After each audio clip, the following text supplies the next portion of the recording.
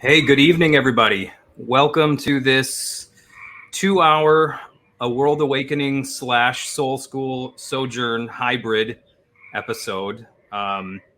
So honored. I suppose as we were getting ready to come on tonight, I was like, well, Rupert, when Andrea's not able to be on, you often take the reins of A World Awakening. When she's not able to be on Soul School, I typically host it solo or with a guest. And I was actually thinking as the show was getting ready to start, we didn't really discuss who was going to intro, but so I was like, well, I guess I'll just say something. But welcome to the show tonight, everybody. As you probably heard, Miss Carolyn Perrin, the matriarch of the Perrin family, has, let's just say, entered into actual reality and but has left this present plane of existence. And so, of course, Andrea and her family are together and doing what one does in these situations. And so obviously she's not here to join us tonight, but Rupert and I kind of conferred with one another, and we didn't want it to be on her mind that it was a replay, because she's a very conscientious individual and loves and cares for you all so deeply. And when she's not able to be here with you, she feels that. And I don't want to say it bothers her, but it does bother her. And so we wanted her to be able to focus solely on what she needs to focus on tonight. And so here we are. We will try, the three of us males, to make up for that one very strong, powerful female presence that is Andrea Perrin. And I don't think we'll probably succeed in that, but we'll do our best.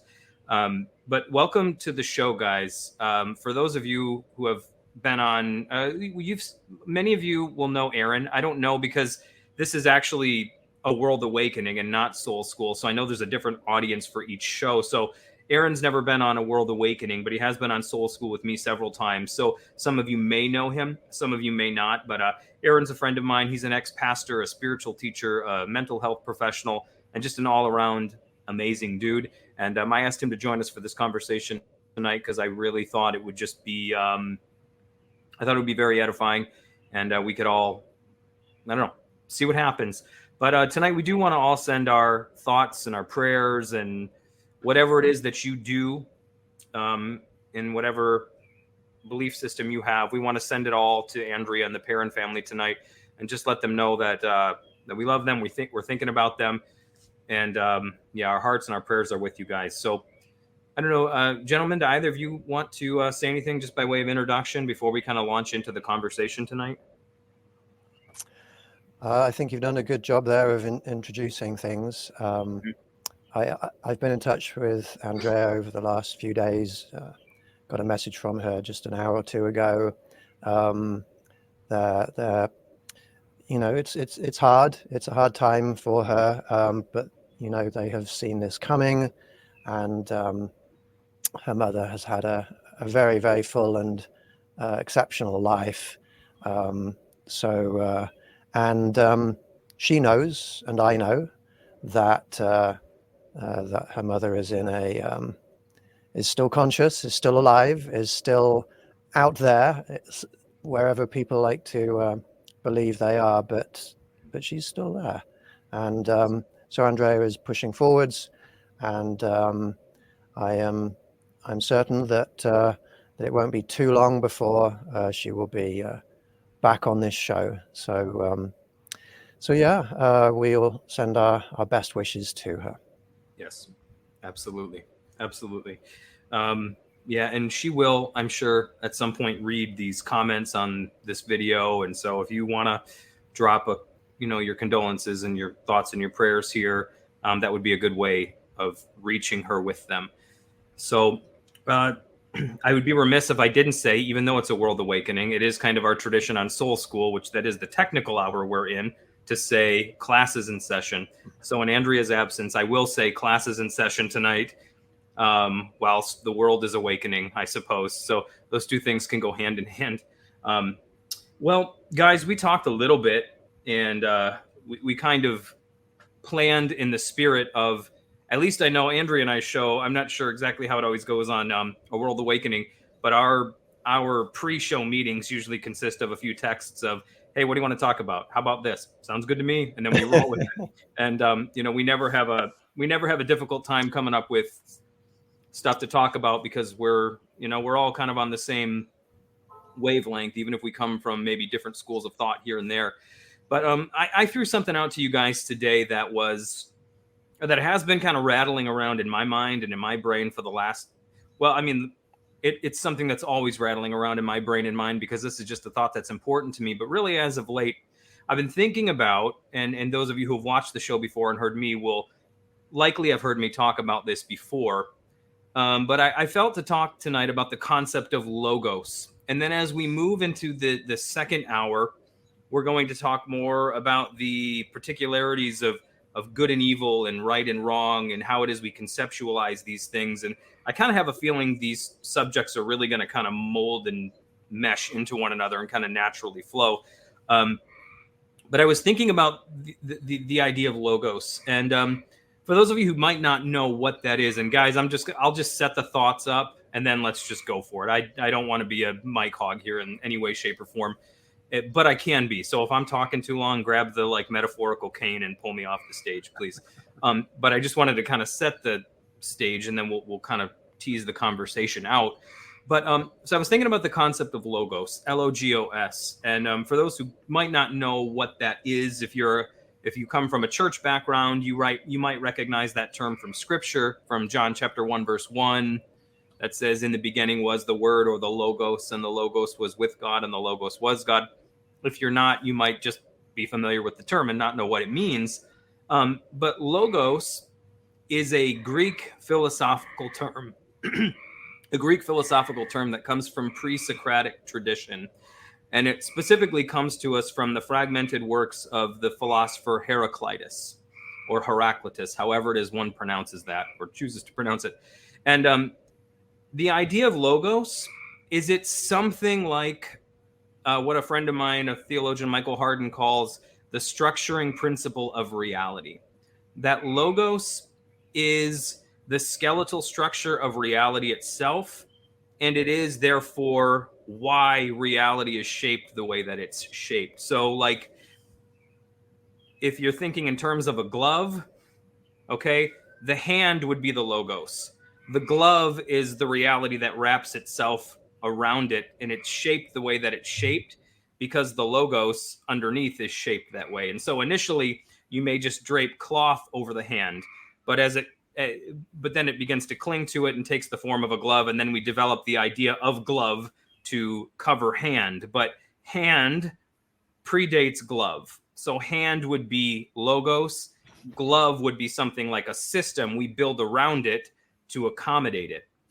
So logos would be like what you believe lies at the center of reality, whatever that is, right? So if one's a Christian, one believes, God is creator, Jesus, the Trinity, depending on what kind of Christian one is, that's what lies at the center of reality. If one is more a, just into, consciousness and, let's say, idealism, there might be some kind of divine consciousness that's sort of observing us all into being at the heart of all reality. But there's some kind of logos. There's some kind of, turtles all the way down, if you will, original fractal from which everything sort of balloons outward, and reality is shaped the way it's shaped because there is this center that begets the rest of us. And so obviously then it's important what you believe the logos is, because whatever you believe that center principle is how you're going to structure reality. Like, you're going to mirror the rest of reality as far as it's within your power to create it. You're going to mirror it after what you believe is the truest reality, right? If that makes sense. And so for Heraclitus or Heraclitus, he put forth the idea, and I'm no pre-Socratic scholar, but in my very basic understanding of Heraclitus, you can probably hear these frogs going to town outside of my window here, guys. Oh, is that what it is? I was wondering who was heavy breathing in the background. Those are frogs. It's about that time of night where they engage in whatever it is they're doing out there. But I say they're recording content for their Only Frogs channel. So unfortunately, I don't get any of the royalties for that. But anyways, logos, not frogs. So that idea is like, okay, so Heraclitus's idea was that everything comes in pairs and they're opposing pairs, right? That there's everything has its opposite, right? So they would think in terms of male and female would be opposite, night and day. In a more ancient mind, they would even think in terms of a ruling class, and then they would even think in terms of a slave class. Obviously, we don't think like that, but ancient peoples would have. They would have thought people of different bloodlines and different, they're different. That's how they thought of it. And so everything comes in pairs. And then the idea is that they merge into oneness by virtue of the logos. The logos is the thing that pulls them together into oneness somehow. It's the thing that takes all that is and brings it together. And the question is, how does it bring it together? And that's the important part. For Heraclitus, it was violence that brought them together. He said that Homer, not of the Simpsons, but of the Iliad, was wrong when he wrote, would that war would cease between gods and men, for war and violence is what gives everything structure. That was his philosophy. So in his mind, it was violence between these pairs of opposites that created this sort of vibration that gave everything an illusion of solidity, right? So that was his idea, that it's violence and tension between opposing pairs. And that's at the heart of a lot of different philosophies. You can see it kind of grow in Taoism, where there is, in the image of the yin and yang, you have the opposing forces, but they're less battling one another and more almost copulating in that image, at the very least dancing with one another. And a bit of one is within the other. And so you have that relationship between opposing pairs, but it's less violent and it's beginning to be more of a dance rather than opposition. Well, when you get to John chapter 1 in the New Testament, the Apostle John takes that concept of logos, which would have been familiar to his readers and or hearers, and he flips it. And he writes, in the beginning was the logos. And an educated person hearing that in that day would have heard opposing pairs brought together into oneness through violence or opposition. But he says, in the beginning was the logos, and the logos was with God. So you have a pair. You got things together. And he says, and the logos was with God. So you have the pair. And then he says, and the logos was God. So they become one. So you have pairs becoming one.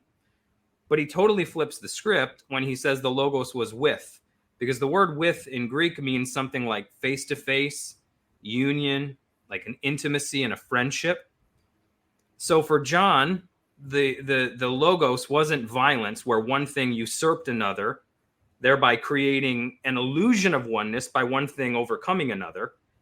It was two things literally becoming one thing, right? Finding, let's say, though they're not the same, becoming one thing. And not like, Two-Face from Batman, where it's one thing on this side and one thing on the other side, and they're kind of mushed together as a hybrid, but rather coming together and then something new arising as a result of their coming together. Sort of an alchemical coincidentia oppositorum, the coincidence of opposites.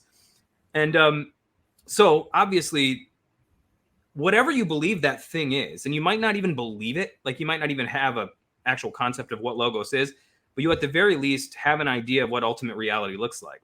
So whatever you believe is at the heart of reality. If you believe it's a hand, you're going to craft a glove to cover the hand, let's say. Whatever you believe the shape is, you're going to create a system to accommodate that shape. So if you believe at the center of reality, it's violence between opposing pairs that establishes order, you're going to create systems that play into that thing. You're going to create systems where we're pitted against one another, where our language is used in such a way that it creates us and them, this side and that side, black hats, white hats, cops and robbers, whatever. You're going to create a dichotomous system like that if that's what you believe is at the center of things. If you believe, though, at the center of things is this force that's sort of pulling us together, where there's this sort of divine memory of the singularity at work within us that's pulling us together, not to like usurp one another and dominate and therefore thereby create the illusion of oneness, but become one thing, you're going to create a system, a philosophy, in a world that looks very different from the one that's just about pitting sides against one another. So, with all of that being said, we're getting ready to enter into, and it doesn't we don't have to really get into politics, because I don't want to get into politics. Politics is one of my least favorite things to talk about. It really is. It's important, don't get me wrong, but it's one of those things you can't really talk about without zinging us in that place that turns us into enemies, you know. But we're entering into a season, in the US at least, where we perform our annual ritual of hating one another, you know, with great intensity, depending on which team we pick. And I'm not saying it's not important, right? I'm not saying who is in the White House is not an important thing. It is. Politics is important. Government's important. These things matter. They're meaningful. However, you can really see what Logos is at work within us, especially this time of year. It gets drawn out of us like metal shavings out of sand when a magnet is waved over top of it. The Logos that's at work within us gets drawn to the surface in seasons like this. And so we're entering into a season where we are going to face many opportunities to relate to one another in terms of opposition, hatred, violence, difference. And we don't even really have to necessarily get into that aspect of it, but it is in the air right now. It's airborne. And it's only going to get worse and worse as time moves forward. So I thought tonight we could talk a little bit about this concept of Logos. I thought we could talk about it, what a better way is, how it is we can avoid being pushed into that way of being, what a better alternative Logos might look like. And we don't even have to use that language, but that's just the way that I'm thinking of it. And I'm framing it, because maybe it's just what helps me conceptualize it. So, guys, do you have any thoughts on that? You know what, Jeff? I just want to jump in, because what comes to my mind immediately, and one of the things I miss in our country is being able to have civil dialogue. But dialogue is a Greek word, right? It's dialogos in the Greek. Yeah. And so just to kind of bring that in, I think it's really important to, I love everything you said about politics and all of that. And I think it's important, you know, I look for spaces and people who can model dialogue where we can come together and converse on issues, rather than allowing those issues to become, like you said, hit us in that place that makes us enemies. Yeah. So I just, in light of everything you were saying about Heraclitus and his views on the Logos, and then bringing that in at the end, I just find it really interesting that dialogue is kind of a lost art when it comes to politics. Yeah. That it really is. Language is so powerful. The words we use with one another. I mean, a cephalopod can take its mental workings and create visual representations on the surface of its skin with them, whereas we create vibrations with our vocal cords and form consonants and vowels, and are able to take immaterial thoughts from here and communicate them in ways that you're hearing my brain talk to you. I'm hearing your brain talk to me. I am seeing your inner person through your words. I mean, if we don't talk to one another, good God, I mean, we don't know each other. And then all we know of one another is the avatar we're presented. And I think that's why I think even, I mean, I'm not being like a wacko conspiracy dude, but I think even the like playing off the binary of it's either this or that. Yep. If not purposeful, it's at the very least just a manifestation of, well, a flaw in our evolution, you know, that we are very tribal like that. And so the very fact that you can't even, that if it's this, it's all this. If it's that, it's all that. There is no room for nuance. I mean, that just goes to show you the Logos that's working between us. It isn't one drawing us together. It is one that's trying to fracture us. Yeah, for sure. And we can get into this maybe a little bit too, but this is a show where we can discuss the metaphysics of things too. I do think there is even maybe a metaphysical, or at the very least, psychological and archetypal force at work in that as well. I don't know, Rupert, sir, what are your thoughts? Yeah, one of the reasons why Andrea brought me into her show and why we're such good friends is that we are able to communicate different ideas, different concepts, different convictions to each other, because we there's a lot of things we don't agree on, but we're able to do that in a way that is peaceful, that is constructive. And constructive doesn't mean that one of us has to win. Right. Doesn't mean that one of us has to make their point be the one that wins. We can talk to each other in ways that are constructive and harmonious. Now, I'm coming at this conversation from probably a very different perspective from possibly you too. I'm a scientist. I'm a space scientist, and I use logic to determine reality. Now, if you think about that word logic, I wouldn't be surprised if there's a connection there with logos. But logic is the process of making deductions that have to be correct, that are correct. A lot of people are not well versed in the difference between logic, where you're actually determining a truth, and reason, which is you have a reason for believing what you believe. Right. But I come at this from I come at everything from a logical perspective, and using logic you can know stuff, and that's one of the wonderful things about science. But a good scientist knows that there's a lot that we don't know. Now, if we're talking about the nature of reality, we can use logic to determine truths, which are correct and are real. But some of the things we're talking about here, you can't really use, you can use logic to determine facts to help inform a discussion, say on politics or morality, or how do we get along with each other. But a lot of what we're talking about now is subjective. It's more philosophical. For sure. And I think politics is important right now. And like you, Jeff, I really like to steer clear of it if I can. I don't even like to be specific about sides. I do like to point out to people in the US that there are many other countries in the world, all with different political parties. It's not just this one versus that one. No, really? Are you serious? To shock us, Rupert.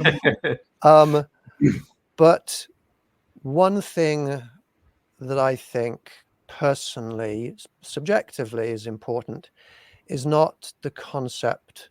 I don't hold unity up as being an ideal, because I don't want to unify with evil. Right. I don't want to unite with people doing bad things knowingly and not caring and still doing bad things to others. But what I do think is important is for us to, almost from a mathematical perspective, think, what is the thing that would be beneficial for us to maximize? I don't think it is unity. And when you have opposites, unity is very hard. But I think, personally, what I put above everything else, like if I were to try and maximize a variable, a quantity in this, on this planet, in this universe, it is peace. And sometimes being peaceful does not mean unifying. Sometimes I would say that the opposite of unification maybe is separation, and sometimes separation is required for peace. It's okay to block somebody in your social media if you're doing it for peaceful reasons. It's okay for us to even choose not to discuss a certain issue for which we don't seem to be able to be peaceful over, in order that we can be peaceful. It's okay for that country over there to have different convictions than this one, as long as we can be peaceful about it. I don't know what you guys think about that. Yeah, no, I agree with you. And I think I think American politics in particular, well, I've only ever been ensconced within the system that is the United States. So I can observe from the outside, but I don't know what it's like to be in that culture and know what it is to feel a part of the culture. But one of the things that seems to be a hallmark, it's not just the US, it's Western civilization in a lot of ways in general, but there is that Protestant germ that's at the heart of it all. Mm-hmm. And Protestantism has at its root protest. And evangelicalism springs off of that. And so Paul Tillich wrote about the Protestant principle, where it is almost kind of like you really can't ever just allow for someone to be. You have to, they have to agree with you, you know? No, you have to see it my way. There is no you existing over there believing what you believe and me existing here believing what I believe and that just being okay. No, because as you said, that piece that has separation, because that absence, that separation actually is a form of nearness and presence, right? Because I am at peace with you in being absent from you, right? It is a form of presence. It's an absence that functions as presence. It's a benevolent presence that is present through absence. You know, the absence of my meddling, the absence of my having to have my hands in your business. But Protestantism is something that just won't let that be. Right. You know, it has to be out evangelizing for whatever the principle is. And it splinters and it morphs. I mean, Protestantism itself is made up of, you know, anytime somebody talks about it, they say anywhere from 30 to 50,000 denominations.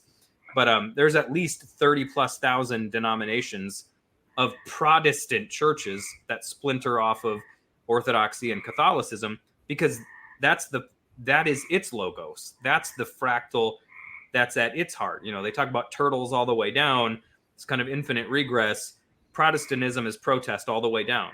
It's layer after layer of protest. And so it's destined to just always fragment and fracture. And eventually you fragment and fracture long enough, it's not deconstruction, it becomes decomposition, you know, and you're really kind of nothing. And so I think that's part of it. We can't just let others be. You have to see it my way. We have to always be evangelizing for a cause instead of just, as you said, be like, hey, man. And I'm not talking about people who are like, I'm not talking about Nazis or somebody who's like actively working to harm somebody, you know, but somebody who just sees things from a different angle. There's absolutely nothing wrong whatsoever, as you say, with just being like, hey, man, that's your thing. My own dad and I, we agreed when I was, you know, we're both pastors. When we came to a point where our theological differences were so pronounced, you know, I began to question doctrines like hell and some of the more fire and brimstone aspects of Christianity, and I discarded them entirely. And at the time, I was really leaning more towards atheism. But obviously that bled through in a more progressive sort of theology. You know, we just agreed with one another. Hey, I love you. I'd rather be your dad and I'd rather just be your son. So let's just not talk about this, you know? And there can be a way in which that hurts if, like for me, theology and philosophy are extremely important to me. It's pretty much all I think about. You know, I mean, my mind is always, that's just how I think. And so it is maybe hurtful to have to say the thing that's most important to me, I can't talk to one of the most important people in my life about, but for the sake of maintaining that relationship and not living in that violent logos with one another, it's worth it. Aaron, what do you think, my friend? You know, I really like the reframe, Rupert, and I say reframe because it really feels like, and I love what you said too, Jeff, about Protestantism and protesting being at the root of that word, the logos of it, right? But I do think, as I'm thinking about this and I'm listening to you guys, that this drive for unity can actually create more division, right? Mm-hmm. Because if we make peace the core value, we want to be at peace with one another. We want to have harmonious relationships, even if that means that we're so dissonant from one another that we can't come together at all. Mm-hmm. You know what I'm saying? But if we're really, that Protestant thing is everybody has to think like us. You know, everybody has to believe like us about the Trinity or about baptism or about the color of the carpet. I mean, it gets really ridiculous. Yeah. In a lot of cases, you know that very well, I'm sure, Jeff. Things we've seen in ministry that people will fight and split churches and whatever about. So it's just interesting to me that if you look at it, unity from this perspective, then unity is a contributor to a lack of peace and more disharmony. So it's kind of, I find it kind of ironic. Whereas if we accept difference, and I love that you nuanced it, Jeff, by saying, we're not talking about evil. We're not talking about groups that are out there actively trying to do harm. But if we can just sort of live and let live and make peace that goal and that priority, I wonder how different things would be. And yet you don't hear that talked about a lot. I don't hear peace being a centerpiece of conversations today. No, so I really like that. Yeah, Rupert, that was an excellent centering point you made about it being peace. Yeah. Which can come through a decided upon separation rather than a constant forcing people metaphorically to sit in the same room with each other and get along. Because go ahead. Yeah, and I think it's an interesting exercise also to compare, to think about what happens if you do put other factors above peace. If you put, for example, a religious belief or any belief above peace, like God gave us this land. Right. Or your political party, if you put that above peace. If you put your country above peace.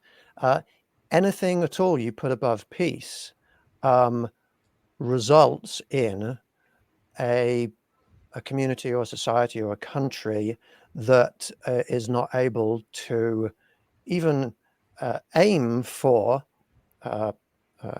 realistic peace. And if you look at all of the wars going on around the world right now, all of the armed conflict, even the social and emotional conflict going on in social media, a lot of it is people who are placing other things above peace. So true.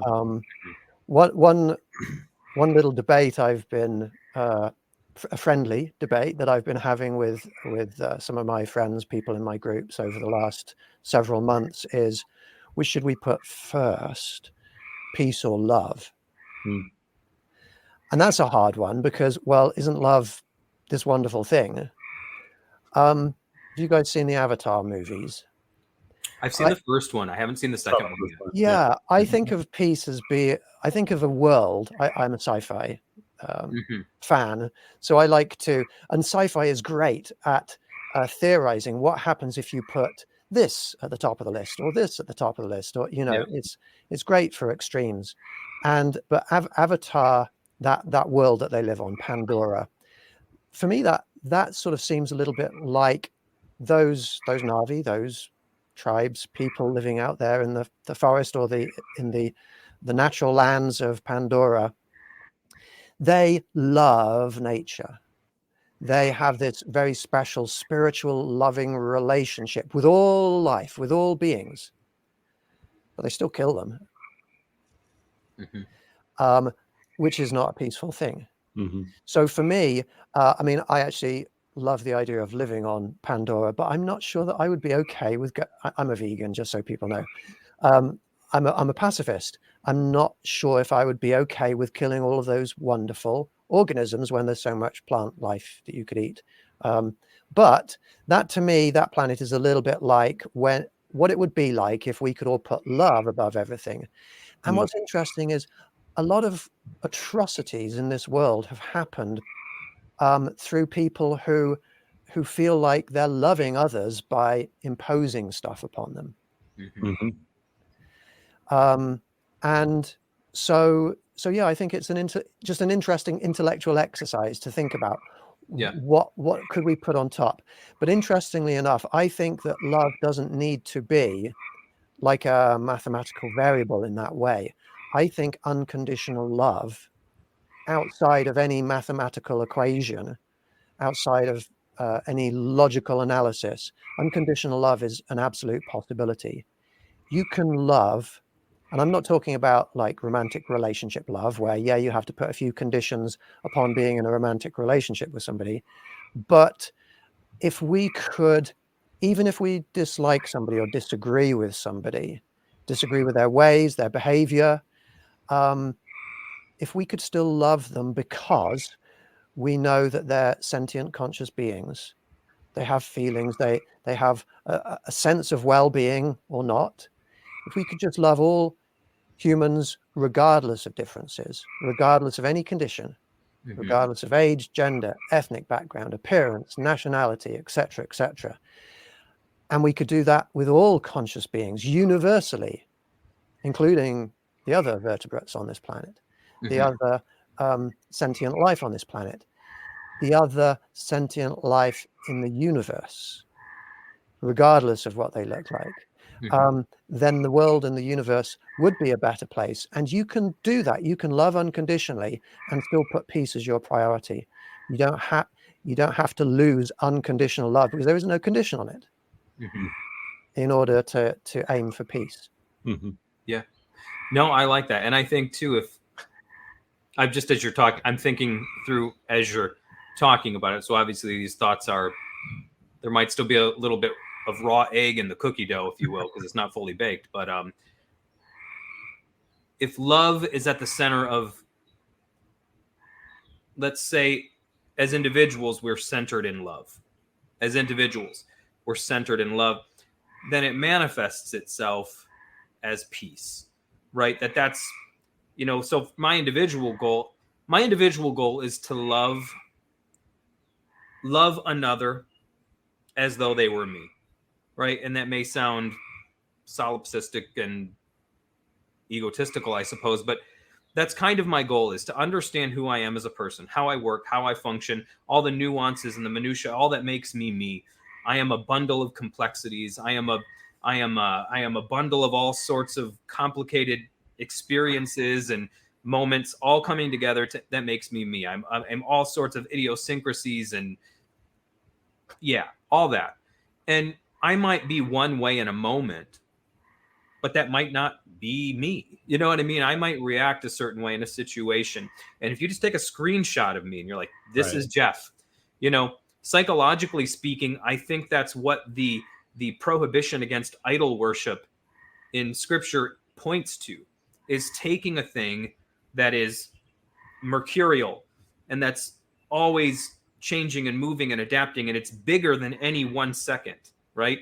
And trying to take a snapshot of that thing in a moment and calcifying it and saying, this is what it is.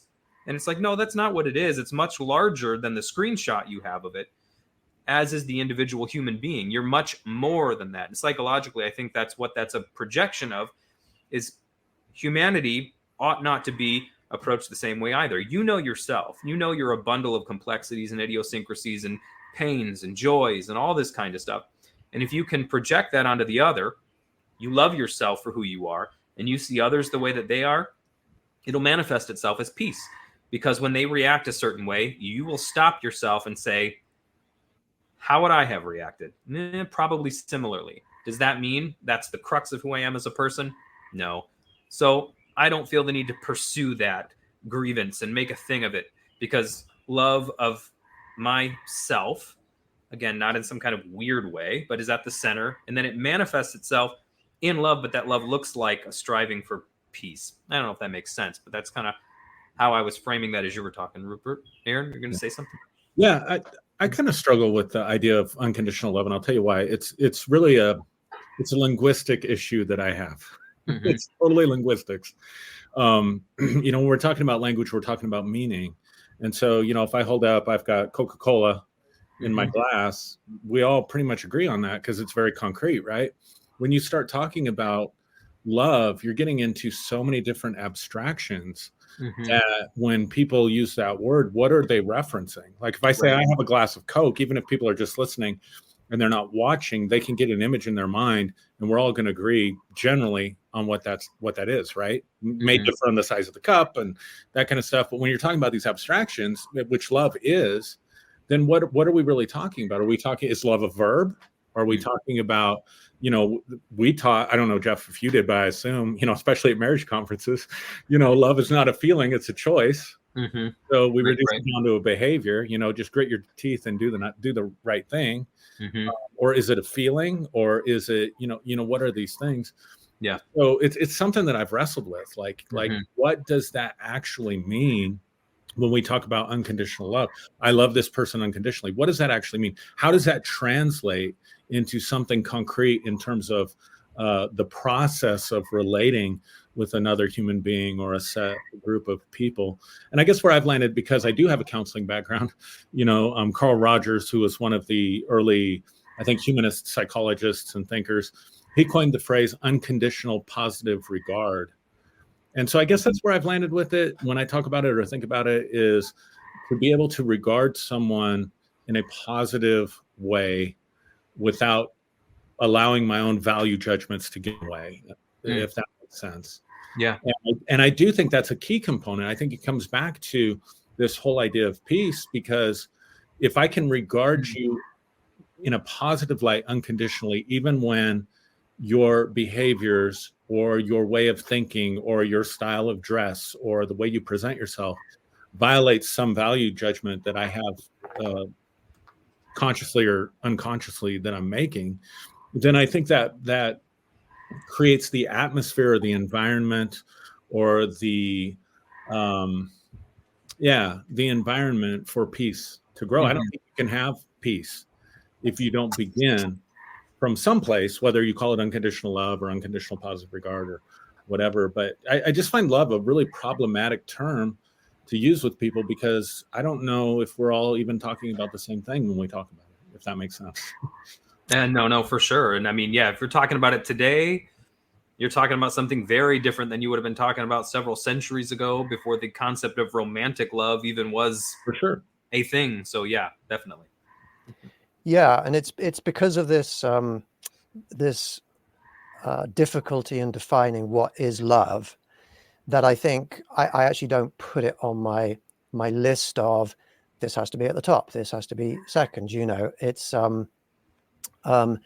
it does mean different things to different people, and I do not know if all conscious entities around the universe have the capacity to feel love in the way that I consider love to feel. When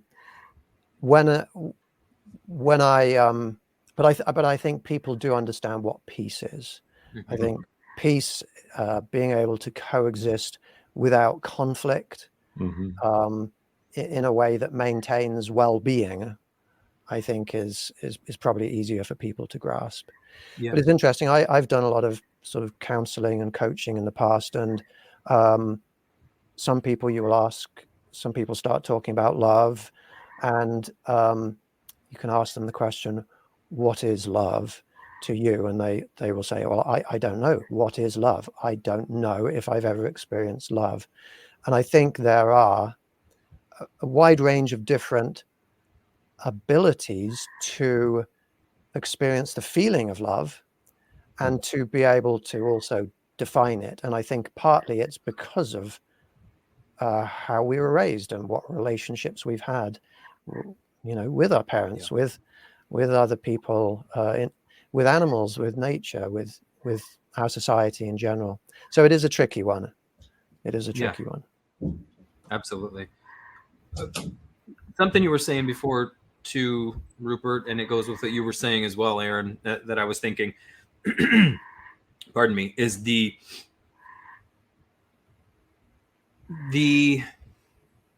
drive for conformity that can spring off of our concept of love, because we perceive there as being like an existential threat to individuals if they don't believe as we do. So, like, as an example, when I started questioning the doctrine of hell, for example, when I was neck deep in all of that and very much believed in heaven and hell, and I started questioning that, excuse me, And I fell in with others who were doing the same thing. And, you're having discussions with these people. And oftentimes people would get really angry and upset at people who were still preaching hell and teaching people about that and warning people against it. And, I always found myself in a different camp. And maybe it's because it's, again, knowing myself a little bit more. But when I taught people about heaven and hell, I taught them about heaven and hell because I cared and I didn't want them to go there. Okay. I really believed it. As backwards as it seems to me now, at the time, I really believed everyone was born pretty much destined for damnation unless they believed exactly as I did. You know what I mean? And it's like, if you have a modicum of care and compassion in your heart, you are going to want people to believe the way you do so that they won't experience that. And, so that there's that kind of evangelical drive again. And in some ways, I think that's in some ways kind of like, for lack of a better term, the spirit that kind of animates a lot of even postmodern Enlightenment thinking, because it still comes from that worldview, even if it's in opposition to it. Some of that's still at the center of it. And even if it's like, even if so, like when I was dabbling in atheism and I found like the new atheists whom I loved and, benefited from their works a lot, but I found that a lot of them had the same passion as my evangelical brethren, And if I listened to a Richard Dawkins, I loved Richard Dawkins, but he was as evangelical as Billy Graham, and his whatever. And at first, I just sort of liked it and glommed onto it because I was in that phase of wanting to criticize Christianity. But the more I thought about it, the more I was like, I don't necessarily know if the spirit of this is all that much different. And then if you listen, though, at the heart of the argument, there's like, if you don't abandon this religious way of thinking, you're going to doom and damn the world. And like the new atheism is it came off of 9/11. That's really where these people and these thinkers existed beforehand. Dan Dennett, Sam Harris, Dawkins, Hitchens, who were called the four horsemen of the new atheism, basically. And a lot of the other thinkers, they were there and they were teaching and doing their thing beforehand. But post 9/11, there was this great critique of religion and certain religious ideologies that began to become prominent. And a lot of these guys rose to prominence in their criticism of religion. And there was as passionate a call and a cry against religion as there was from religion against atheism, because one was saying, no, if you believe that way, you're going to go to hell. And the other was saying, well, if you believe that way, you're going to terraform the planet into a hellscape. So both saw each other as posing an existential threat to one another and to themselves. And so their love motivated this kind of become like me, Mm-hmm. And that's just one example. But I think that's also, to bring it back to what we were talking about at first, a manifestation of that Heraclitean logos, where it's opposing things still have to become one with each other, but they become one by one usurping the other. Whereas in what you would call the Johannine logos, or the logos that John talks about in John 1, he's talking about things that, so in the Christian doctrine of the Trinity, whether we believe it's reality or not, just simply think of it as a symbol and as a metaphor. I'm much more symbolic than a literal thinker when it comes to religious symbols. Obviously you have to be, because you're talking symbols. But Trinity to me represents things that retain distinct identity, Father, Son, and Spirit, principles that remain distinct from one another, but that can be spoken of as one.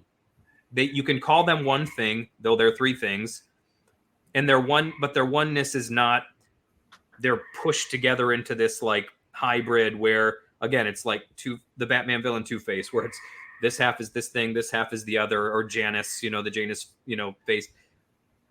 They're three things, essentially, with distinct identities that you can speak of as being one thing. And the ancient word the church used for that was perichoresis, which means to move or dance in a circle. And I often use the illustration for people, like, how many times have you laid on your back staring up at your ceiling fan late at night, and those blades spin so fast it almost looks like it's a disc. It almost looks like a circle just hovering there, but it's not. It's the movement that causes them to seem solid. And so that moving in the circle of things that retain their distinctive identities causes a unity to appear, right? That if you flip the switch, you'd see they're still separate. So I think in the doctrine of the Trinity, there's at least a symbol, this archetypal symbol that we reach for of retaining distinct identity, but you can find a kind of oneness whilst retaining that identity. And that movement is symbolically love that manifests itself as peace, coexistence, while, I know we don't like the word tolerance, but I think in some ways, maybe it's a word we should bring back, because I don't need people to celebrate everything about me.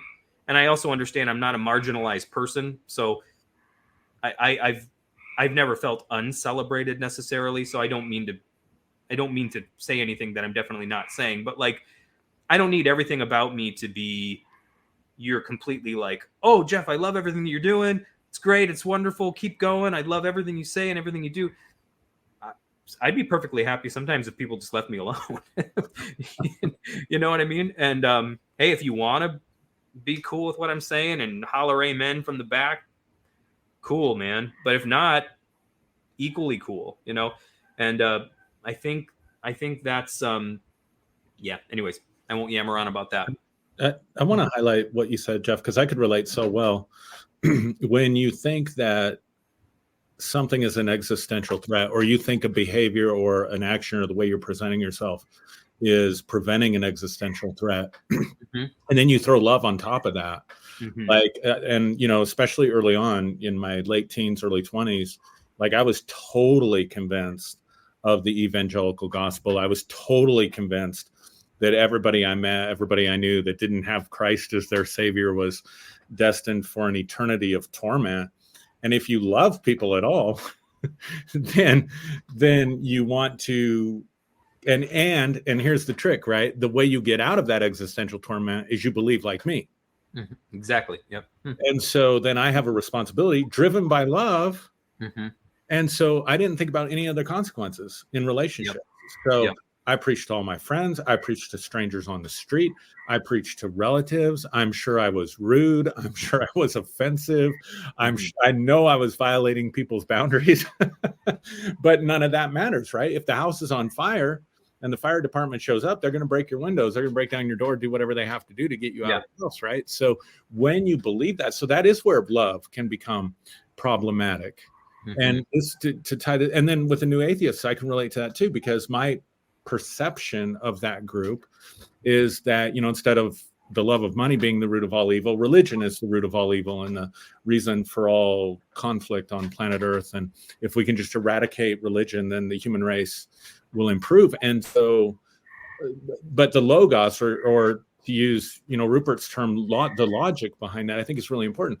What, in John's gospel, you and I know it says in the beginning was the logos, but in the English version, it says in the beginning was the word.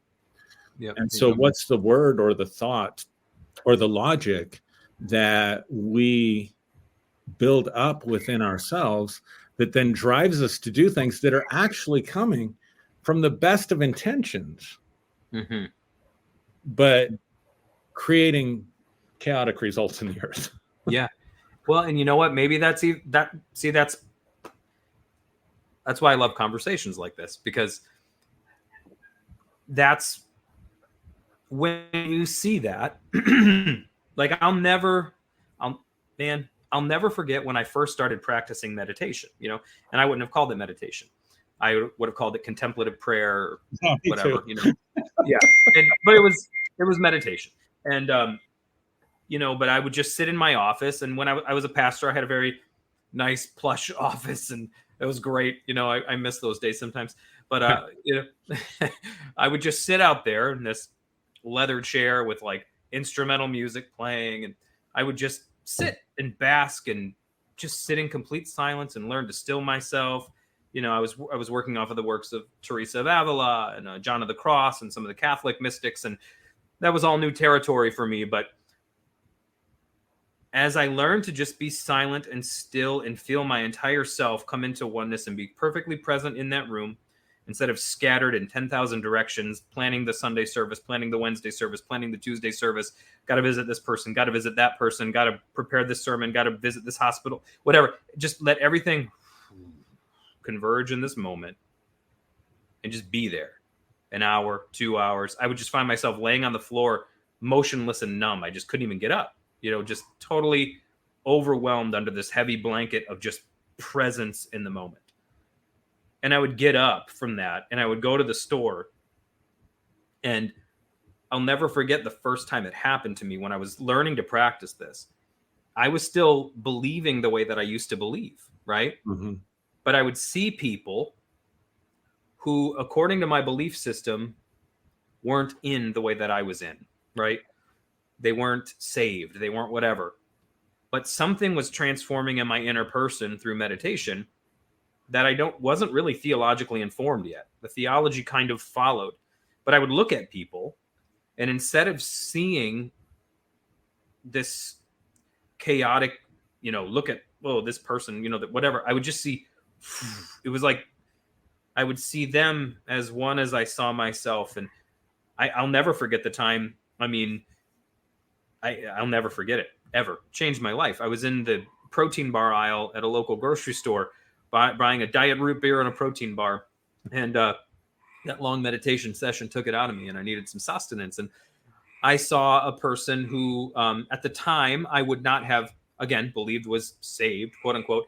And, they were advertising their participation in a lifestyle that at the time would have landed them on the outside of the fence in my very limited thinking back then. Right.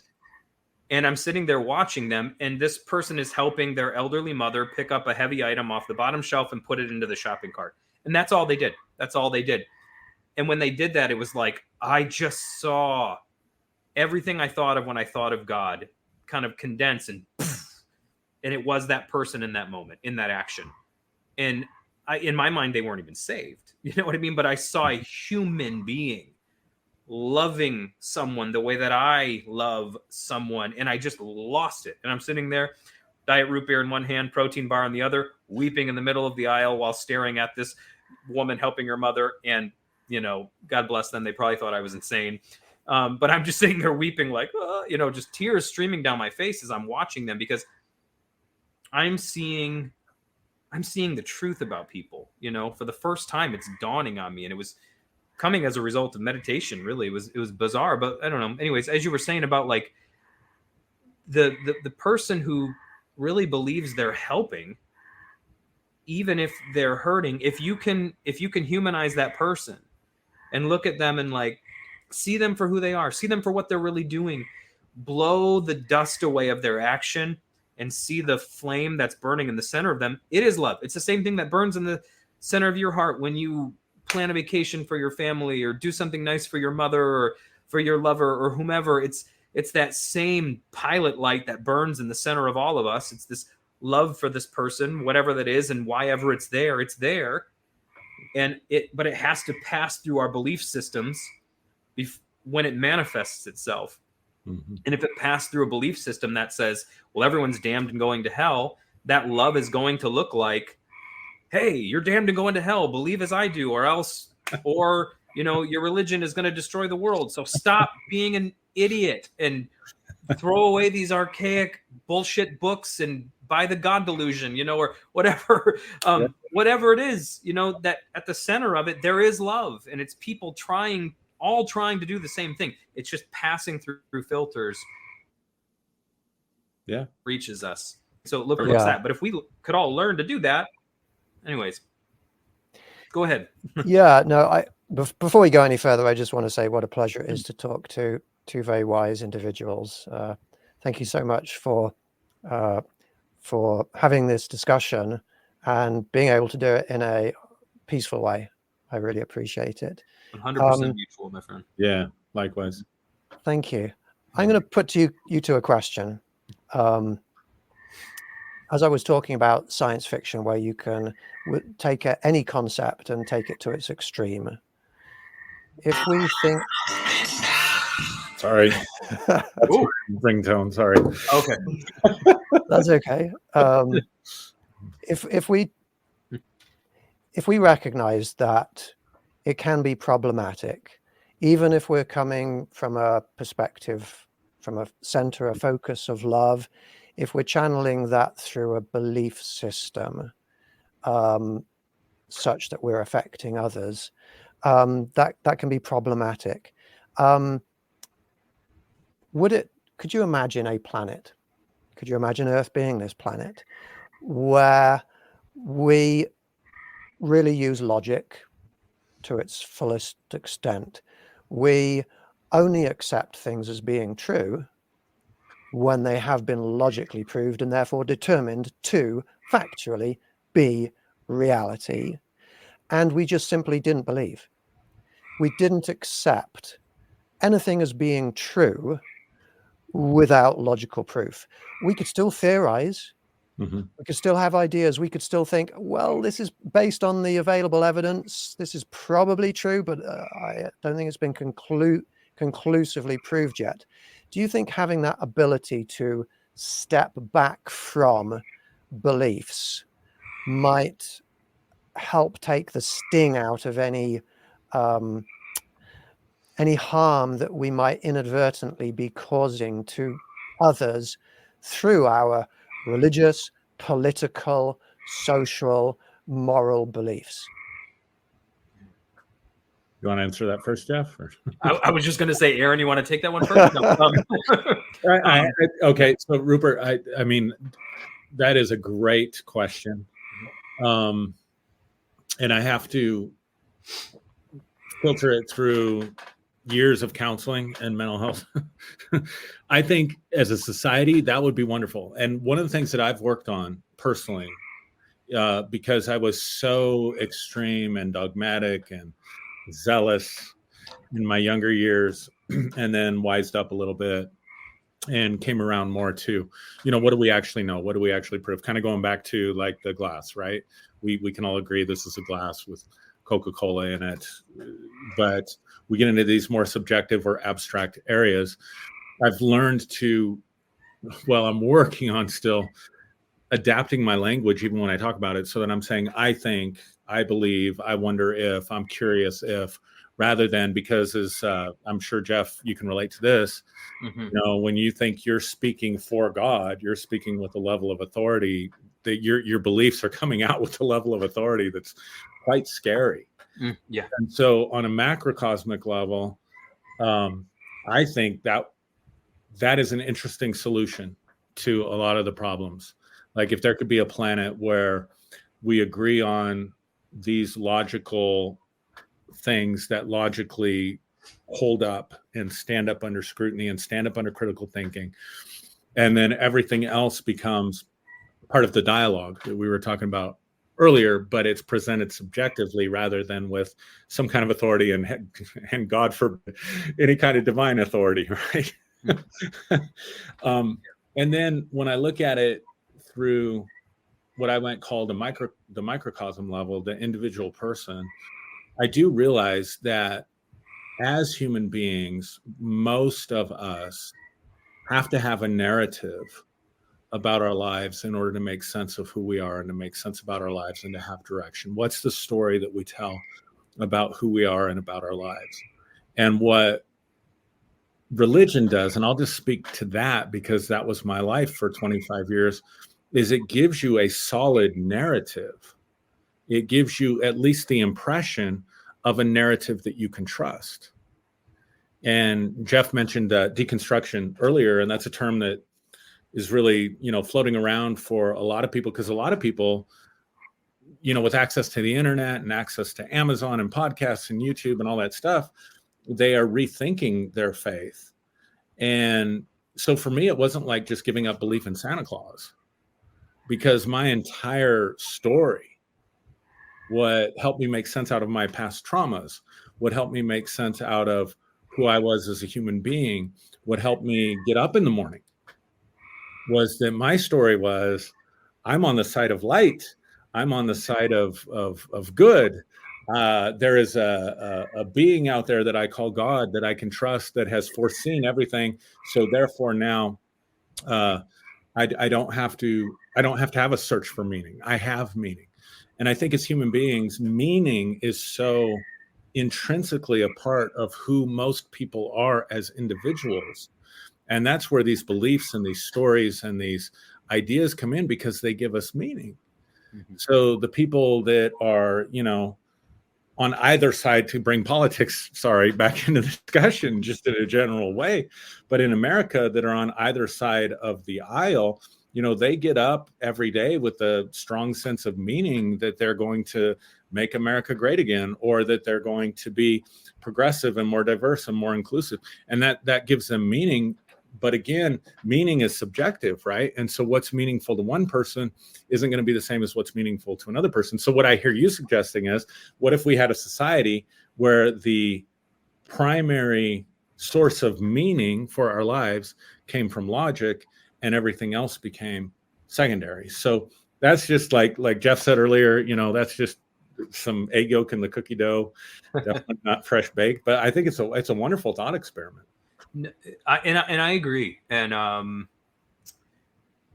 yeah, I concur with what you're saying, Aaron, because and I mean, I guess, you know, Rupert, this might come from Aaron and I both having more religious backgrounds, you know, for sure, which also says something probably about the way that we're wired versus the way that other people are wired. I mean, in my own household, we have brains that are wired very, very differently. My son is a very, very, very literal thinker. I am very symbolic. You know what I mean? I watched The Dark Knight, you know, and I'm sitting there and I'm like, well, that's symbolic of this. Oh, and that's clearly Girardian philosophy at work there. Oh, and when the Batmobile crashes and he's like in the tunnel in The Dark Knight, and, you know, that's clearly like death. And when the Bat Pod pops out, that's resurrection. And when he's going down the street and knocking the mirrors off the cars, that's him keeping people from seeing their shadows. So, like, I'm always thinking in terms of symbol, like symbol and archetype and psychology. That's just the way my brain works. Yeah. And I can drive people nuts with that. I can drive myself nuts with that too. Believe me, I've got to tamp it down. But I think, so Aaron and I, or I can at least speak for myself, I know that I am one who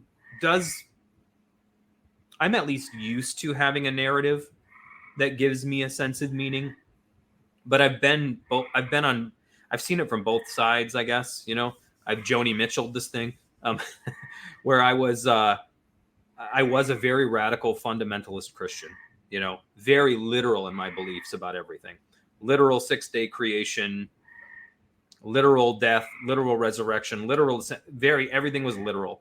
You know, the Bible was essentially, you know, a Discovery Channel documentary without any bias of exactly what happened. And that was it. Well, and then my fundamentalism gave way to the opposite. You know, I think it worked. It naturally did what it does, which it deconstructs itself. Nietzsche said that because he's like, Christianity, and I think is it Will to Power or Beyond Good and Evil? I don't know. I think it's Beyond Good and Evil. He said that Christianity will naturally undo itself because it posits the pursuit of truth as being the primary thing. And so it sort of develops that as the most important thing, which is truth at all costs. And so then it naturally causes you to pursue truth at all costs, even if the cost is your faith, you know. And then that's what happened for me. I pursued truth at all costs, and then I lost the faith that I had as a child because it just didn't work anymore. You know, I realized logically this just doesn't work, and it fell off. And for a season, I was an atheist while pastoring a church. And as I've said before, that's a difficult task, but I managed it. I don't know. I tried. You know, and I wasn't being dishonest. I was really just being very honest with myself and trying to help people the best I could. But then on the other side of that, and I guess it's kind of even what I'm talking about with things that seem opposite coming together in a way, you know, that atheism, that strict fundamentalist theism and that atheism kind of came together and they became something entirely different, you know?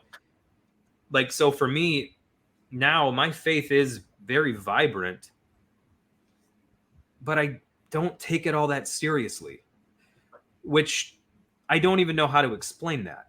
I just don't hold on to it very tightly, but it still imbues my life with great meaning, even though at the end of the day, you could put a cross through the wood chipper in front of me and I wouldn't shed a tear, unless, of course, a piece of sawdust got in my eye. Like, I mean, I see it as symbols. It's fingers pointing at moons and all that. You know, To me, it's something that hints at something else, and it's that something else I have a suspicion about that is important.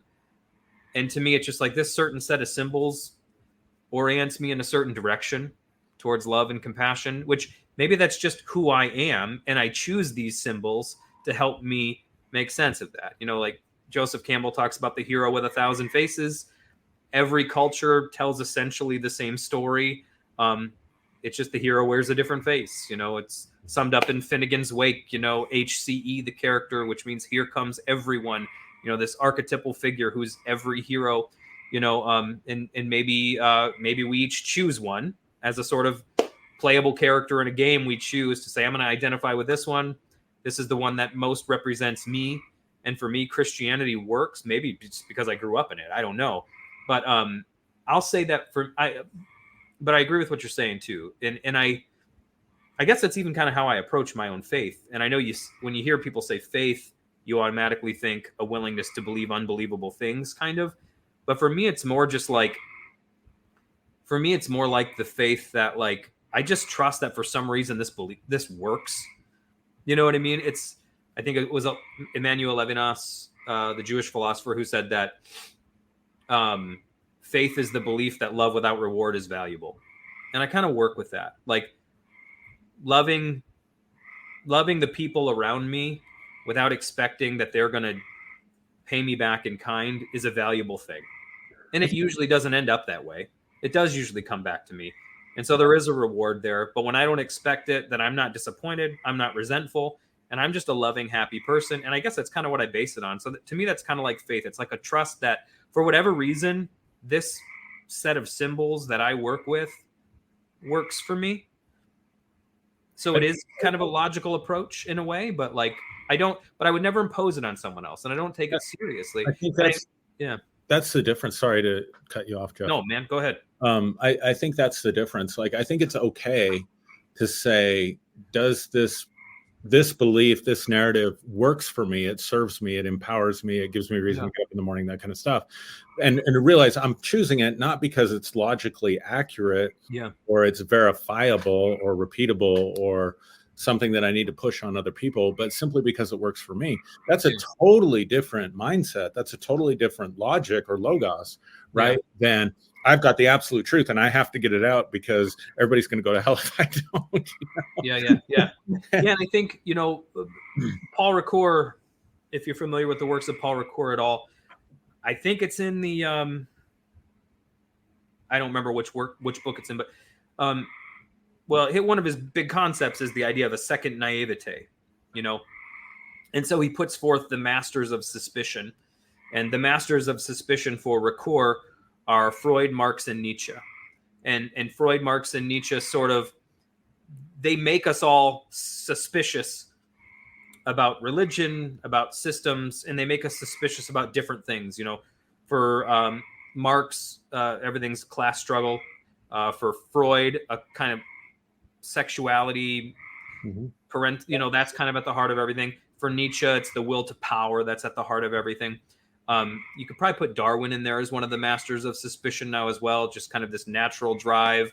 But anyways, there's these different thinkers who've been injected into the bloodstream of Western civilization, and then we've spread them. We've coughed and spread it all over the place. That has made us suspicious of the systems that we once had no reason to be suspicious of. And, you know, Ricoeur's idea was like, instead of railing against these guys, embrace it as a friend. Because it's called to look critically at something you never had the ability to look critically at, because no one, frankly, was ever critical of it. It was all anyone ever thought or believed. And now someone's presented you with the opportunity to be critical of this thing that's the most important thing in the world to you. So if your critical approach to it makes it fall apart, maybe it's not as important as you thought. Or if your critical approach to it causes you to be able to reinterpret it and see it a different way and it still works, then still thank these masters of suspicion for helping you to see something you wouldn't have otherwise seen. And I think for me, that's what it kind of did. And that's, for Ricoeur, the second naivete is what, you know, first naivete, you can't help it. You're just naive. You don't know any better. And then you lose that through maturity and growing up. And second naivete is something you can return to willingly. It's like when C.S. Lewis said, one day you'll be old enough to read fairy tales again. You know, it's like You go through a phase where you're into it. It's like even when like we were talking about sci-fi earlier, as a kid, science fiction was one thing. It was just a great action movie, laser guns and space travel and all this kind of stuff.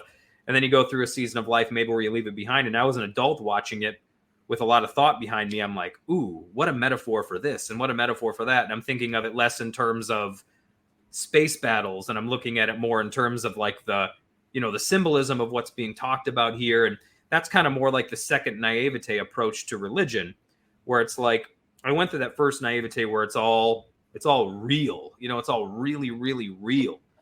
But my belief that it was real was causing my world to tear apart, and it was encouraging me to go out and tear the worlds of other people apart, right?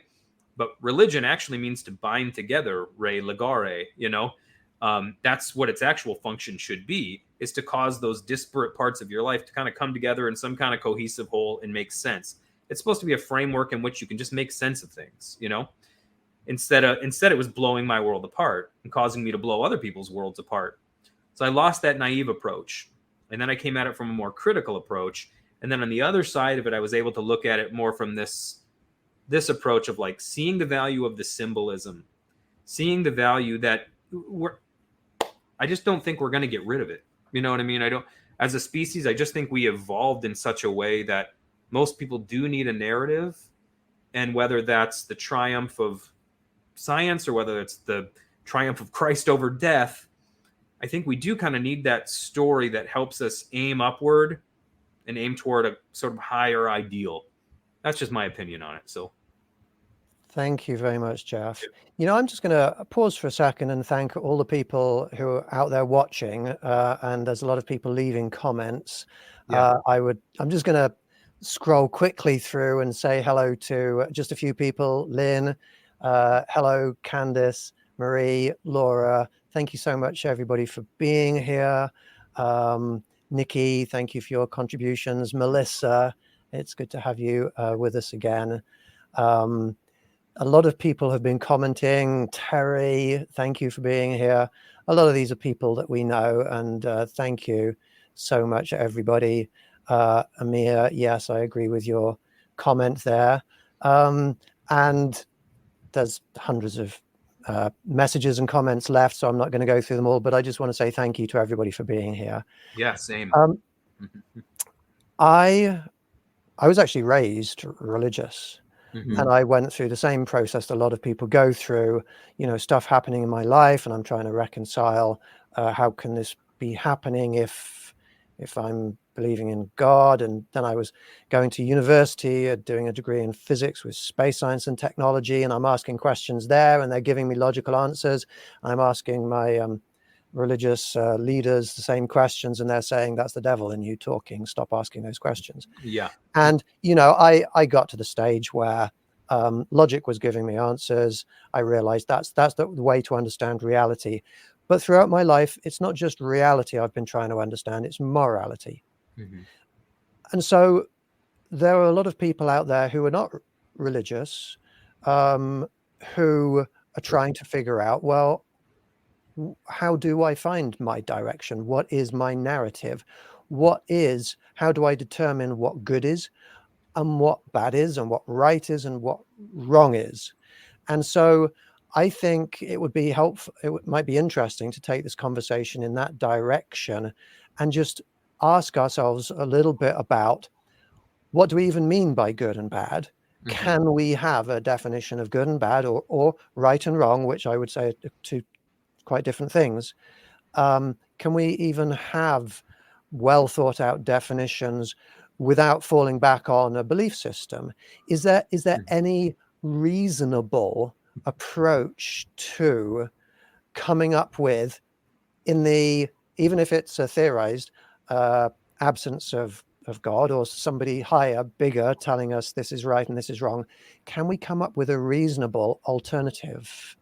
So I'm going to start with the basics of that. And I'm going to ask both of you, either of you, doesn't matter who goes first, to tell me, first of all, how would you define what good is and bad is? What is the definition, even without going into the specifics? Sure. you'd think I'd have a ready answer to that as a former pastor and still somewhat minister. But without wading into a metaphysical way of speaking about it, I would say, well-being. I may even approach it from like Sam Harris's Moral Landscape view. If you're familiar with that book, I think well-being of myself as an individual and working toward the well-being of others in whatever way it's within my power to do so. And that is good. And we could say, how do we know it's good? Well, there's a scripture.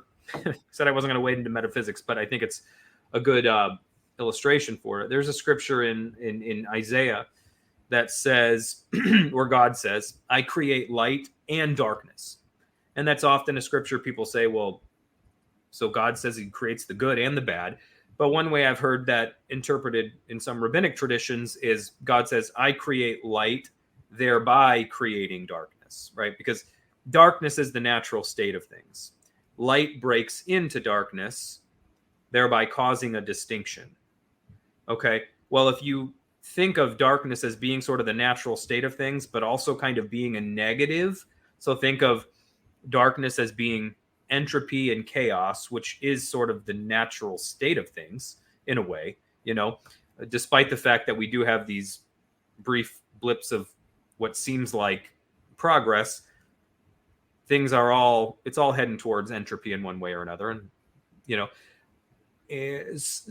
but we're light beamed into consciousness, in a sense, is light beamed into the dark of chaos and disorder. And we're here trying to make it a little more tolerable, I suppose, because we're all here.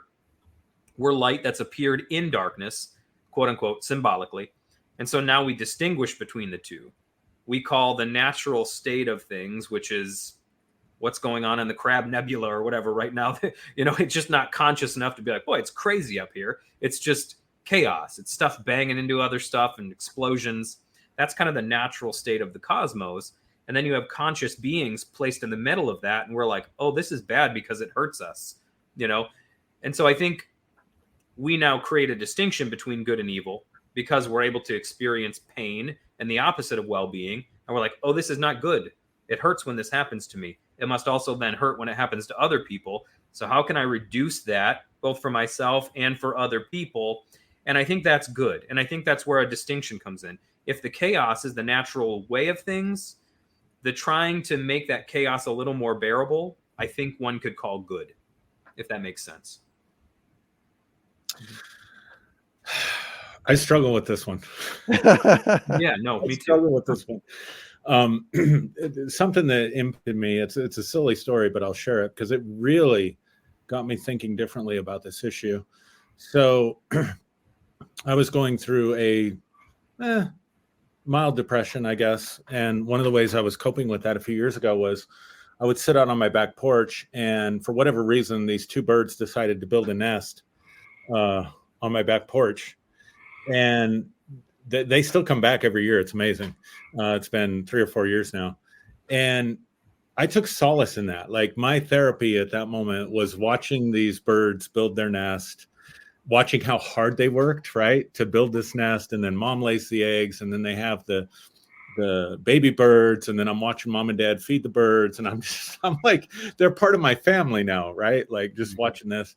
And I come outside, and I was given, I think by my mother, a deep, deep hatred and phobia of snakes, because where I live, we have a lot of rattlesnakes and stuff. And there was an incident when I was younger where there was a rattlesnake, and it was traumatic. And besides that, the snake is the devil in the Bible, right? So lots of reasons to hate. And I walk outside on my porch, and so I have a 2-level home, and so the porch is on the first level, and there's a deck, so the nest is being built up by the deck. And I walk out my screen door, and there's a bull snake, huge bull snake, on the top of the door, getting into the nest, getting ready to swallow these birds. And mom and dad are just going nuts, right? And so my immediate reaction is that snake is the devil. Actually, my immediate reaction was to scream like a little girl. but we, throw that snake off, chase the snake off. I wanted to kill the snake. And then I looked at it from this perspective, from the bird's perspective, because we talk about, it's easy to say, I think, whatever causes harm is evil, whatever doesn't cause harm is good. But from this perspective, at least in nature, that was a good day for that snake, man. It found a good, easy meal. And for the birds, that was a really evil thing. Yeah. Because you're going to eat my babies. Mm-hmm. And for me, it was evil because I don't like snakes and because I bonded with the birds. But then I realized I prevented that snake from having its meal that day. So was I being evil? Yeah. You know what I mean?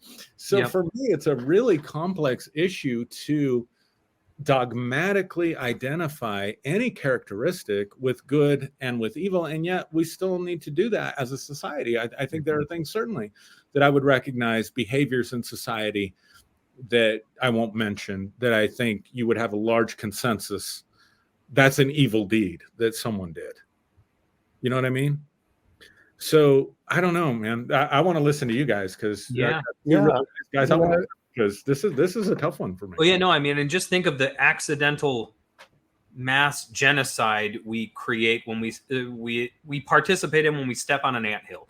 You know what I mean? It's like, or like the other day while mowing my lawn, I accidentally hit a living creature, that was in the grass, and I felt so terrible, but I kept mowing my lawn. You know what I mean? I didn't stop and weep. I mean, I felt bad, but it was like, I'm not saying that was a good day for me. But it was just like it does make you wonder, like, so, and then Rupert, I want to hear your thoughts on this. Like, when we're talking about stuff like this, does it have to do with levels of consciousness? You know what I mean? Like, is the gnat obviously less conscious than us? It's not sitting there contemplating, or maybe it is relative to its level of consciousness. But if it sees baby gnat get swatted, it might not sit there and question the universe and rend its garment and weep in sackcloth and ashes, or maybe it does the equivalent of that. But it's like, I don't know. But then obviously, as a vegan, that is obviously something you take into consideration as well when we're talking about levels of consciousness and the pain caused to creatures and what have you. So I agree with you, Aaron. I think for us, good and evil, it's all about us. That's really that's how we interpret it. It's like, does it, and even in my answer, I can kind of see that now where I'm like, does it cause me pain? Yeah, well, that's bad. Does it cause you pain? That's bad. Okay, how can I reduce this for me? How can I reduce it for you? But sometimes the reduction of that pain for me would have looked like going out and hunting an animal so my family could eat. But then, as you said, it's a very bad day for the woolly mammoth family down the road, So it would take a couple more hours probably to give a great answer for this, but I will still, for the moment, and please blow my mind, Rupert, and challenge me. But for the moment, I think my view usually comes down to something like, have you ever watched the show True Detective? Mm-hmm.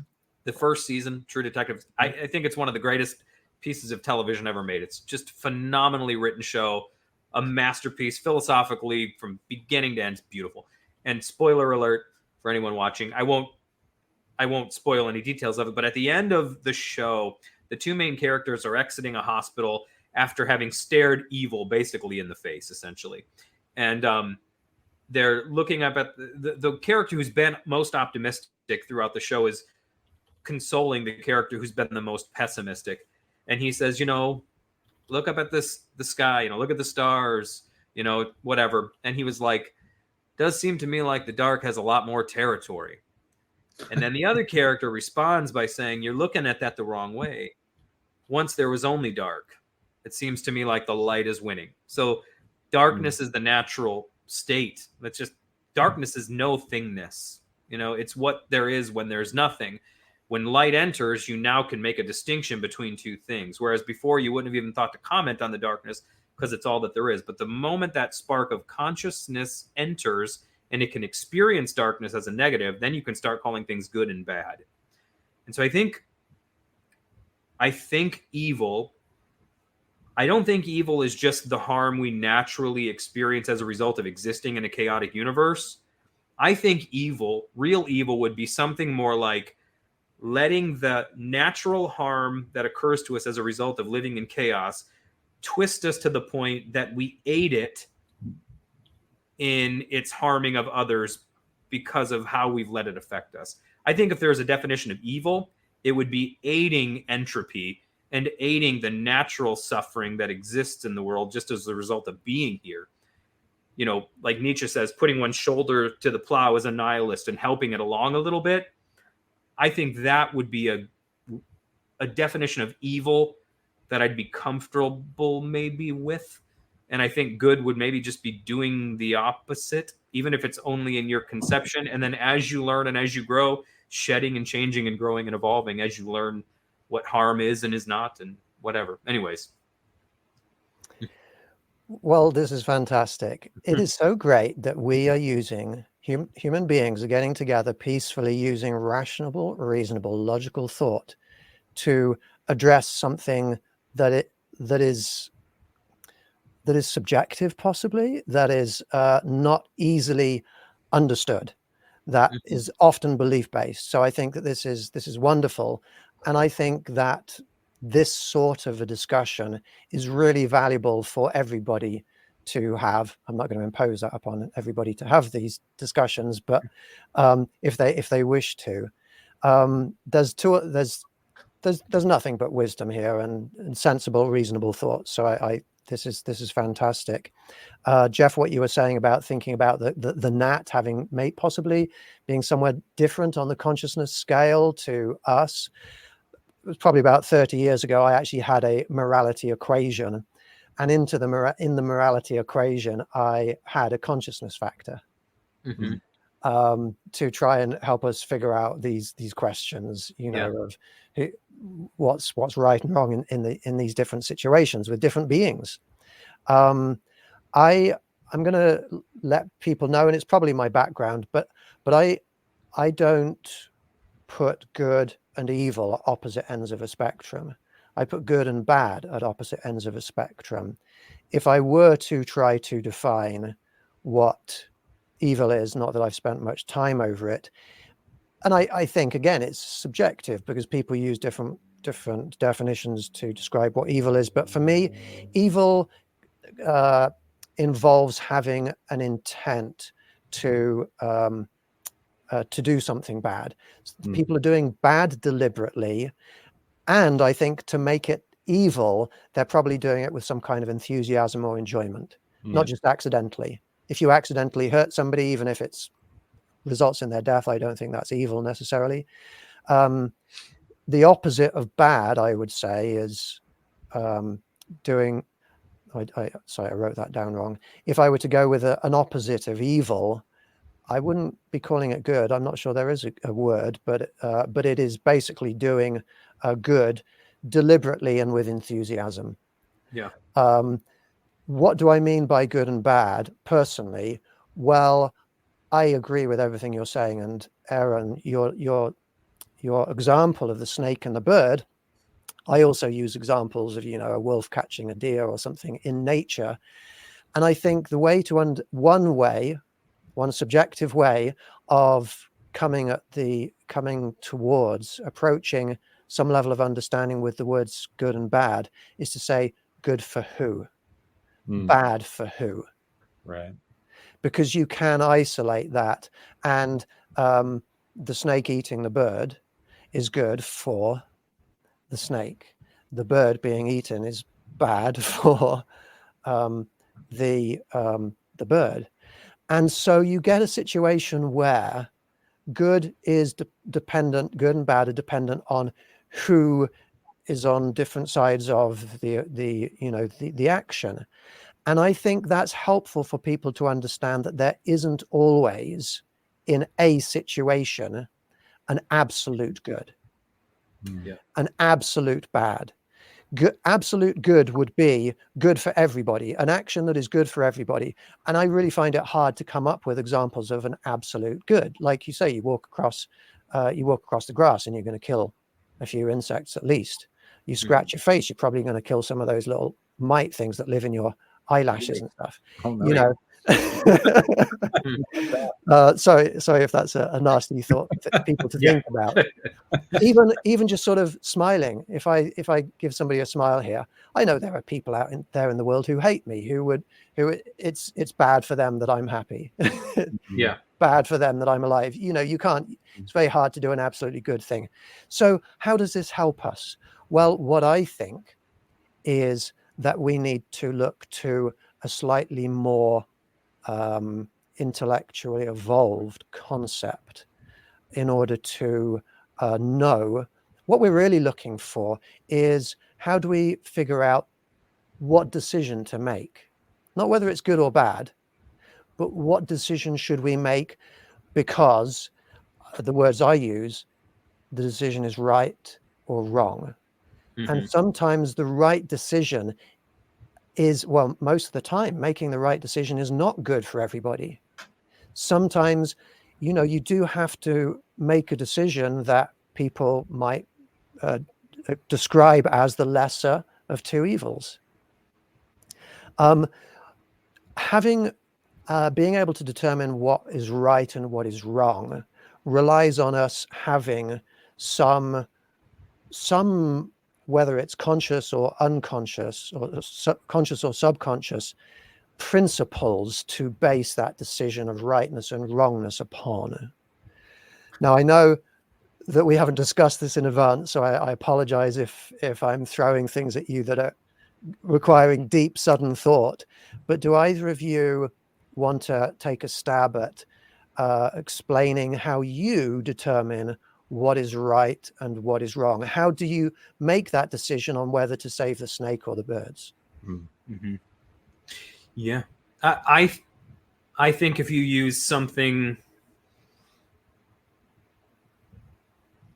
I think we are going to typically err on the side of it, unless, of course, one enjoys suffering. I think one is in a situation like that, we are going to naturally tend towards, we want to stop the birds from suffering above, I want the snake to eat, you know? And I think that in some ways goes to the trolley problem, maybe even perhaps, you know, that if you know the trolley problem, and it's been a few years since I've used it, but I mean, like, so there's a train going down a set of tracks, and how does it go? There's if you let the train go down this set of tracks, it's going to kill, I don't know, let's just say like 5 people. But if you pull the lever and divert it this way, maybe it's going to kill 1, you know, and so you're going to reduce suffering a little bit. You know, would you spare 4 lives?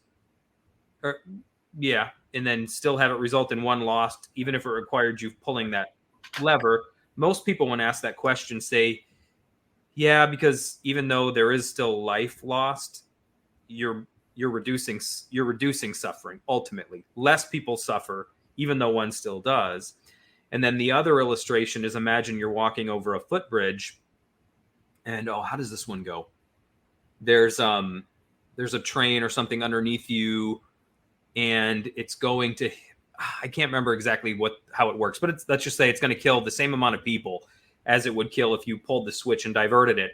But there's a larger individual that you can push from the footbridge that'll stop the train from hitting these 5. Would you sacrifice that one person by pushing him, you know what I mean, and to save these other 5 lives?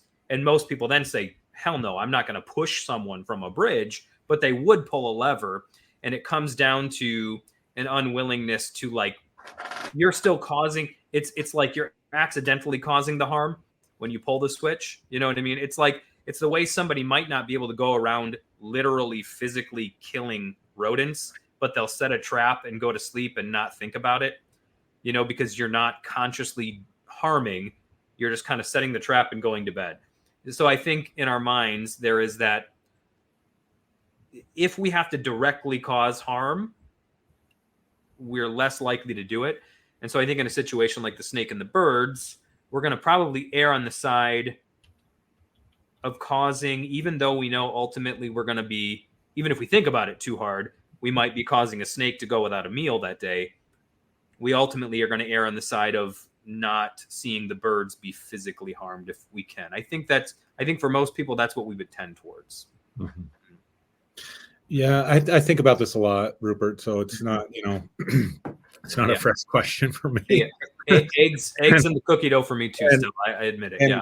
But and the reason I think about it a lot is because for me, like when you tell your story and you only told a snippet. So, but what I heard from you was, I grew up in a religious home. I went to college. I took a physics course, or that was my preferred track of study. And I was learning logical, good answers over here. And then I'm asking my religious leaders and they're saying, that's the devil speaking through you. And so I think there is and again, I'm coming at this as a mental health professional, so I can't help it. But that's developmentally on target. And I think for a lot of people, myself included, your moral development is part of your developmental track. And what dogmatic religion does, the way I practiced it, very much as a fundamentalist, it does not require you to develop, because you take your answers from the community or from the Bible or whatever. So you don't have to think through any of these things. You don't go through a natural sort of moral development that most people would go through, having to think through these issues and develop without being told. So in a lot of ways, fundamentalist religion infantilizes us. And so I had to start thinking about these things much later in life. I had to go back and catch up. You know what I mean? Yeah. And I guess, my initial response just to the question is, I wonder how many real moral choices we face every day. And I guess that depends on one's perspective. But like I had to differentiate between values and morals, values and ethics. Values is just what's important to me, and we're all going to be different. Jeff clearly values symbol, and I'm laughing, Jeff, when you're talking, not because I think it's funny, but because I can so relate to, just your brain works a lot like my brain works. And yet I still wonder, I think it'd be fun to spend a day in your head, I don't know, man. No. And Rupert, clearly you value logic. You brought that to the forefront. People can value fun. People can value relationships. And so we make choices throughout our life, I think, that aligns with our values. And then, so I had to quit thinking about things in these absolute terms of good and evil, because for me, the good was always whatever the Bible said. So when I approached it from an evangelical perspective, I had to save people from hell. So going out there, I was a street preacher. I did it all, being rude to people, just whatever. That was informed by my belief that I'm getting in one's way of eternal conscious torment over here. And so that was good. You know what I mean? So I've tried to look at my decisions and my choices in the sense of what are the likely consequences of this action? If I take this action, if I make this choice, similar to what Jeff was saying, what are the consequences going to be to myself first, to my future self? If I make a decision, drugs may feel good at the moment, but if I keep doing it, I'm handing off a huge problem to my future self. Mm-hmm. So I try to think about that. And then I try to think about the people that will be most affected by the decision that I make. So if I hate my job and I quit my job and it puts financial hardship on my family, then, I try to weigh that out. So I really try to think things through rather than from a pure good, bad, right, wrong, moral perspective, more from the perspective of what are the consequences of this decision going to be. Now, I'm also very aware, something, Jeff, that you said earlier, that subconsciously, I am still informed by a lot of those Christian values of loving my neighbor as myself and wanting to, do no harm, although I don't think that's possible Rupert, you brought that out brilliantly with the wiping my eyes or smiling or whatever. I will never think about it the same. So I guess that's how that's where I've kind of am at in this moment in my journey. Yeah. If I can real quick, Aaron, to something you said about the way that religion infantilizes us, like the conversation we're having right now about teasing out the implications of good, bad, evil, morality. These were not conversations that were had in the religious circles I grew up in. It was just, it was black, it was white, it was good, it was evil. That's it. That's all there was to it. You were told exactly what was what. You did not think outside of those lines. There were no gradations. There were no shades of gray, certainly not 50 of them. And, there was none of that. You were told what to believe, what was good, what was bad. That was it. And as a result, one of the things I saw when I started questioning doctrines like hell, and I'm sure you experienced the same thing, when you start presenting that to people, one of the first times I really noticed how infantilized we were as a result of this certain type of religion was when people would respond with, if you take hell away from people, what's going to keep them from raping and murdering and becoming thieves? Right. And I remember just being like, if that's the only thing keeping you from doing that, I had that conversation. Terrified of you. You know, what a terrifying person you are. That's horrifying. But it was like they never thought outside of that. They just never did. They never had the occasion to, never had the opportunity to. And so when faced with having to make a moral choice on their own, well, they were scared because that never developed. It never developed. And there's a great poem by a Sufi poet whose name it escapes me, but a female Sufi poet who said, I carry a torch in one hand and a jar of water in the other. I've come to burn down heaven and extinguish hell so that the true seeker can basically get on with life for the right reason. And, real morality kind of comes when you don't have either reward or reprisal, I think, at the forefront of your mind. I was also thinking in terms of good and evil, in terms of like how it happens to us, of always interpreting things that happen to us as either good or evil. There's the old Taoist proverb, and I might get it wrong, but it was something like a man has a horse and it's like a prize when he wins some kind of reward for this horse, and his neighbor comes and congratulates him and says, that's amazing. That's really good. And he's like, who knows if it's good or not? And then that night, some thieves break in and steal his horse, and the neighbor comes and consoles him and is like, that's terrible. And he's like, who knows if it is or not? And then the horse escapes from the bandits and returns, and the neighbor comes back and is like, that's great. And he's like, who knows if it is or not? And then his son gets on the horse, rides it, gets thrown from it and breaks his leg. And the neighbor comes back and is like, that's terrible. And he's like, who knows if it's terrible or not? The army comes through to draft young men for war, and the son gets passed over because he has a broken leg, and so doesn't go to war because of this chain of events that was always seen as it's either good or evil, good or evil. And the moral is sometimes it's not as simple as all that. Sometimes it's just not all that simple. Yeah. Great thoughts. Yeah. I'm going to put a couple of thoughts out there. Yes. It's just things that I think about. If in my life, through my pursuit of trying to understand reality, I had discovered that there really was a God, I would be wanting to know on what moral principles God based his moral advisements. And I wonder if I suspect that possibly a lot of religions would say, well, you shouldn't be thinking that sort of thing. You just accept what God says. But I don't think it's a bad idea to understand whatever set of moral principles that people follow in their lives, to think about why is that good? Why is that bad? Why is that right? Why is that wrong? I sometimes ask people, and this is not a new thought, I know this comes up in the Bible itself, I think, if God were to tell you to do something that goes against your own moral convictions, what would you do? And am I right in in thinking that in the Bible, basically it says that's not for you to decide. You are supposed to, the right thing to do is to do what God I think you wants. could deduce that from certain stories, yeah. Like Absolutely. Abraham being told to sacrifice his son. Yeah. I think you could deduce that from that, yeah. Yeah. Mhm. But I think if we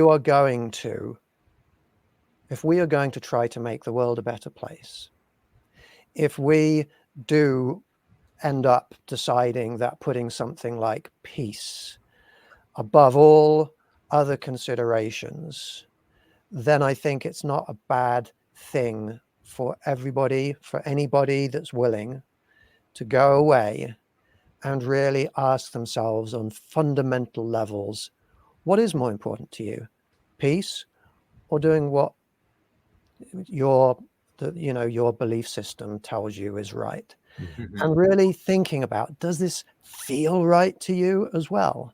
I don't think that if there were a God, they would, like, really, if there was really a God who was a loving, benevolent being, I don't think that just thinking things through in a way to try and gain understanding would be that abhorrent to that entity. Yeah. No, I agree. And even when you look even in, and we only have a few minutes left here, but even in the Old Testament, the prototype given is Israel are called God's chosen people. And Israel is Jacob, who is the one who wrestles with God and prevails. And the three patriarchs are Abraham, Isaac, and Jacob. And Abraham is the one, God says, sacrifice your son. Takes him up onto a mountain, is about ready to sacrifice him. The angel stops him, says, don't harm the boy. But then he's shown a ram in the bushes that he can sacrifice in the son's place, and God changes his name to the God who gives instead of the God who takes. And so it's almost like God's troubleshooting, like symbolically speaking, like, do I relate to humans like this? A simple, I tell you what to do and you do it. Well, that didn't work out too well, because look what you're capable of if you just do whatever you're told. So then there's Isaac, the son in the middle, who tends more towards passivity, perhaps based on that previous model. And that's not the model either. The model that God chooses in the story and says, yeah, you're the one, is Jacob, who wrestles with God and prevails. And so I think any type of faith worth having, any type of belief system worth having, what we can derive from that story is any faith, any belief system, anything worth having is one that allows for the wrestling, is one that allows for the questioning, is one that allows for the rough and tumble play that sometimes comes just as a natural result of being humans and being on the same planet with one another. And at the end of it all, we can still be like, hey, love you. Yeah. Or at the very least, peace be with you. If Yeah. you don't say love you. Yeah.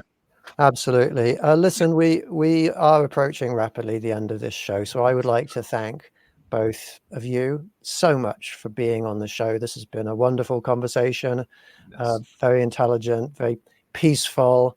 I really appreciate both of you being here. Thank you so much.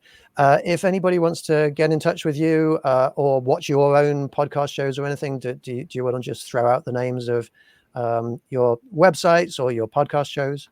Yeah, Aaron, go ahead, man. Yeah, sure. I'm on Facebook and also on YouTube. Conscious Spirituality is the name of the channel that I run on YouTube, and that's it. Yeah, I'm on Facebook. If you look me up there, you pretty much will find most of what I'm doing there. Also host of a podcast called Religionless. Also, typically on Friday nights, the 9 to 10 hour on KGRA. Andrea and I host a show called Soul School Sojourn together as well. So if you're not a regular viewer of the 9 to 10 hour show, join us for that next week and in the weeks to follow. So this has been great, guys. Fantastic. Thank you. And I have a podcast show on KGRA called Galactic Wisdom. And in my next Galactic Wisdom show, I think I might just go through my set of moral principles that I worked out logically, subjectively, and logically. Thank you so much, everybody, for watching.